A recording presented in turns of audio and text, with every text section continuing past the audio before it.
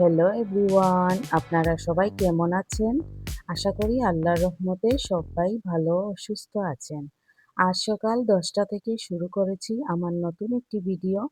আর আজকের এই ভিডিওতে আপনাদের সবাইকে জানাই আন্তরিক স্বাগতম। আই হোপ ভিডিওটি আপনাদের খুব ভালো লাগবে এবং শেষ পর্যন্ত আমার সাথে থাকবেন। তো বন্ধুরা, রমজান মাস প্রায় চলে এসেছে, তাই এখন থেকেই শুরু হয়ে গেছে নানা রকম প্রস্তুতি। সারা মাস যেন আরাম করে ইবাদত করা যায় সেই চিন্তা করে কিছু প্রয়োজনীয় জিনিস স্টোর করে রাখার প্রস্তুতি নিচ্ছি। আজ দোকান থেকে অনেক দরকারি জিনিসপত্র কিনে নিয়ে এসেছি। চাল, ডাল, তেল, মশলা থেকে শুরু করে ইফতারের নানা উপকরণ। এই ভিডিওতে আপনাদের সাথে শেয়ার করব আমার রমজান প্রস্তুতির কিছু কিছু মুহূর্ত। আশা করি আপনাদের ভালো লাগবে। আজকের প্রস্তুতিটা শুরু করলাম বাজার থেকে আনা দুধের প্যাকেট, বিভিন্ন মশলার প্যাকেট, বাটার নিয়ে এসেছি, সাথে গোটা জিরা, এলাচ আর দারচিনি। গোটা জিরাটা ভালো করে ধুয়ে দুধে দিয়ে দেব। এরপর এলাচ আর দারচিনি দিয়ে সুন্দরভাবে একটা মসৃণ পেস্ট বানিয়ে রেখে দেব, যাতে রান্নার সময় সহজে ব্যবহার করা যায়। সবকিছু আপনাদের সাথে এক এক করে দেখিয়ে দিলাম। রোদ থাকতে থাকতে গোটা জিরাটা রোদে দিয়ে দিচ্ছি, ভালো করে শুকিয়ে যাবে। এদিকে চিংড়ি শুটকি মাছও নিয়ে এসেছিলাম, ওগুলো ভালো করে ধুয়ে পরিষ্কার করে রোদে শুকোতে দিয়েছি। সাথে ছোট ছোট আরেক ধরনের শুটকি মাছও ছিল, সেগুলোকেও ধুয়ে শুকোনোর জন্য রেখে দিয়েছি। সব প্রস্তুতি প্রায় শেষ, এখন ভালো করে রোদে শুকানোর পালা। সবকিছু শুকিয়ে সংরক্ষণ করে রাখবো, যেন রমজান মাসে সহজে ও মজাদার করে রান্না করা যায়। এদিকে আমি অনেকগুলো আদা রসুন একসাথে পেস্ট করে নিয়েছি, ভাবলাম একেবারে বেশি করে বানিয়ে রাখি, তাহলে অনেক দিন ব্যবহার করা যাবে, বারবার পেস্ট করার ঝামেলাও থাকবে না। আপনারা দেখতে পাচ্ছেন মিক্সিং জারে সবগুলো আদা রসুন ভালো করে মিহি করে পেস্ট করেছি। তারপর সুন্দর করে কৌটোগুলোতে ভরে নিচ্ছি। সবগুলো ঠিক মতো ভরে ফ্রিজের আইস বক্সে রেখে দেবো, যাতে অনেক দিন ভালো থাকে। এইভাবে সংরক্ষণ করে রাখলে রান্নার সময় অনেক সুবিধা হয়, তাড়াতাড়ি রান্না করা যায় আর সময়ও বাঁচে। রমজানের মতো ব্যস্ত সময়ে এই ছোট ছোট প্রস্তুতিগুলো সত্যিই অনেক উপকারে আসে। বারবার আদা রসুন বাটা কষ্ট আর থাকবে না, হাতের কাছেই রেডি করা থাকবে পেস্টগুলা।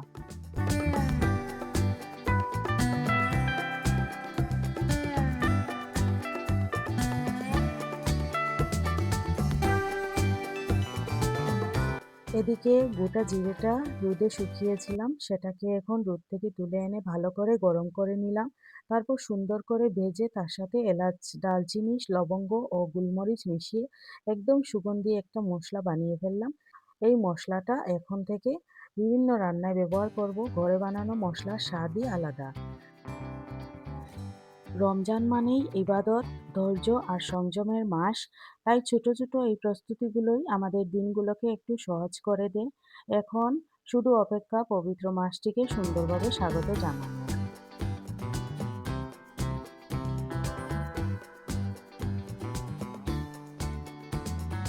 আর এদিকে দেখুন আমার ফ্রিজারের অবস্থা, অনেক বেশি বরফ জমে গেছে, তাই ভাবলাম আজই সেটাও পরিষ্কার করে ফেলি। কাজের ফাঁকে ফাঁকে ঘরের এই ছোট ছোট কাজগুলোও করে নেওয়া দরকার। রান্নাবান্নাও আজ সেরে নিয়েছি।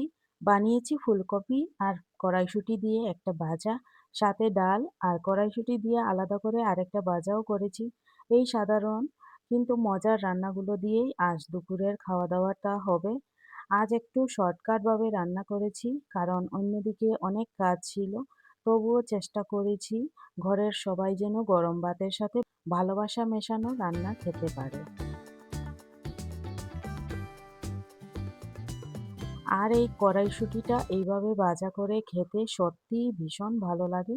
তাই ভাবলাম একটু মশলা দিয়ে কষা কষা করে একটা সুন্দর ভাজা বানিয়ে নিই। ধীরে ধীরে নাড়তে নাড়তে যখন মশলার গন্ধটা উঠছিল, তখন মনে হচ্ছিল আজকের রান্নাটা বেশ জমবে। এদিকে ডালও একদম তৈরি হয়ে গেছে। সব মিলিয়ে আজকের দুপুরের রান্নাবান্না কমপ্লিট। যদিও আজ একটু সহজভাবে রান্না করেছি, তবুও চেষ্টা করেছি স্বাদে যেন কোনো কমতি না থাকে। এখন সবাইকে গরম গরম ভাত দিয়ে খেতে দেব। পরিবারের সবাই একসাথে বসে খাওয়ার সেই মুহূর্তটাই দিনের সবচেয়ে শান্তির সময়। আর কড়াইশুঁটি আর ফুলকপি দিয়ে এইভাবে ভাজা করে খেতে সত্যিই অন্যরকম ভালো লাগে। এই সিম্পল ভাজাটাই গরম ভাতের সাথে দারুণ লাগে।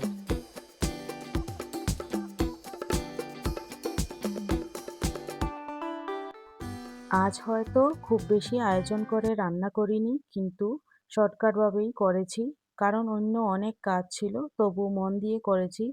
কারণ রান্না তো শুধু পেট ভরানোর জন্য নয়, এটা ভালোবাসা আর যত্নেরও একটা প্রকাশ। তো এইগুলা হলো আমার রান্নাবান্নার ফাইনাল লুক।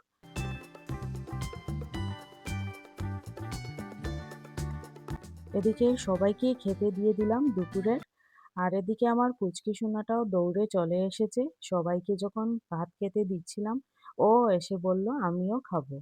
ছোট তো, মশলা দিয়ে খেতে পারে না এখনো, তাই ওর জন্য আলাদা করে সাদা ভাত তুলে দিলাম থালাতে। ওর ছোট ছোট হাত দিয়ে ভাত মেখে খাওয়ার দৃশ্যটা দেখলে মনটাই ভরে যায়। কি নিষ্পাপ, কি মায়াভরা সেই মুহূর্ত। মাঝে মাঝে মনে হয় এই ছোট ছোট সময়গুলোই আমাদের জীবনের আসল সুখ। আমি একটু ক্যামেরাবন্দি করে রাখলাম সেই সুন্দর মুহূর্তটা। ভাবলাম আপনাদের সাথেও শেয়ার করব। কারণ এই সাধারণ ঘরোয়া দৃশ্যগুলোর মধ্যে লুকিয়ে থাকে আমাদের আসল আনন্দ। আমার ছেলেদেরও সুন্দর করে খেতে দিয়েছি। সবাই একসাথে বসে খাচ্ছে, কেউ ভাত মাখছে, কেউ গল্প করছে। এই হাসি আর কথাবার্তার শব্দে যেন ঘরটা ভরে উঠেছে। দিনের সব ক্লান্তি যেন এই একসাথে খাওয়ার মুহূর্তেই মিলিয়ে যায়।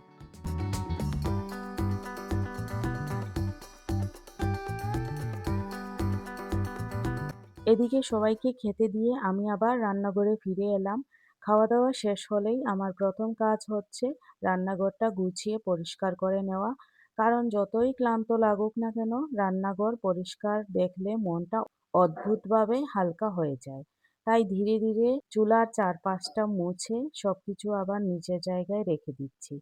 আমি সাধারণত ওদের সাথেই বসে খাওয়া-দাওয়া করি, কিন্তু আজ একটু লেট হয়ে গেল এই ভিডিওটা করার জন্য। ভিডিও করতে গেলে কখন যে সময়টা কেটে যায় সত্যিই বোঝা যায় না। একদিকে ক্যামেরা সেট করা, একদিকে রান্না, আবার সবকিছু সুন্দর করে আপনাদেরকে দেখানো। এইসব মিলিয়ে সময়টা একটু এদিক ওদিক হয়ে যায়। তাই আজ ওদের আগে খেতে দিয়ে দিলাম। ভাবলাম আগে সবাই শান্তিতে খেয়ে নিক। আমি রান্নাঘরটা গুছিয়ে নিয়ে তারপর স্নান করে এসে দুপুরের খাবার খাবো। রান্নাঘরটা পরিষ্কার করতে করতেই মাঝে মাঝে আমার পুচকিটা এসে হাজির হচ্ছে। মাঝে মাঝে ওকে দেখিয়ে দিচ্ছি আপনাদের, কারণ ওর ছোট ছোট দুষ্টুমিগুলোই তো দিনের ক্লান্তি দূর করে দেয়। রান্নাঘরের ব্যস্ততার মধ্যেও ওর হাসি যেন আলাদা এক প্রাণ এনে দেয় ঘরে।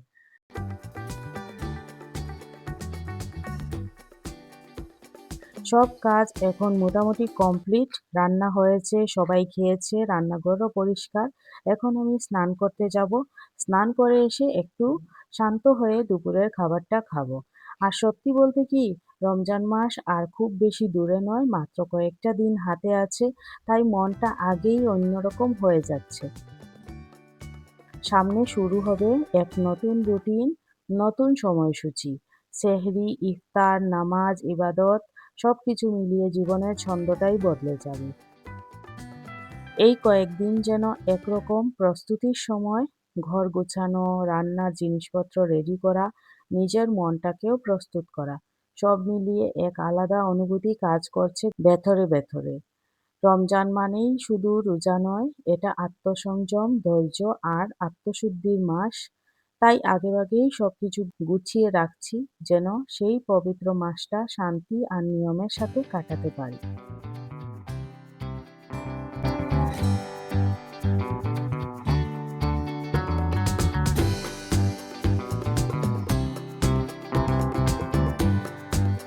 আজকের মতো এখানেই শেষ করছি বন্ধুরা।